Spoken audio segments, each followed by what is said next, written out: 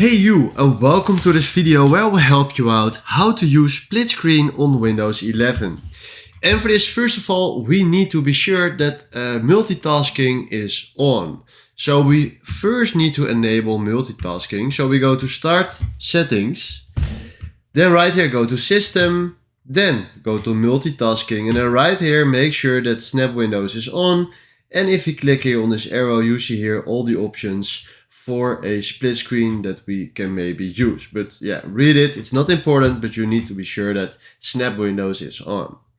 Right now, if you click this away and we open our Google Chrome, for example, you have right here the duplicate or option here to use windows like this.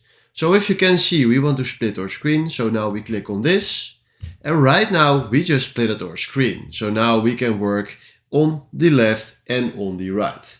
Now, let's say if I click on full screen again and click on this, or hold my mouse on this, and we want 4 screens, we can do it with 4 screens. So this is exactly how this works. Thanks for watching and have a wonderful day. Ciao.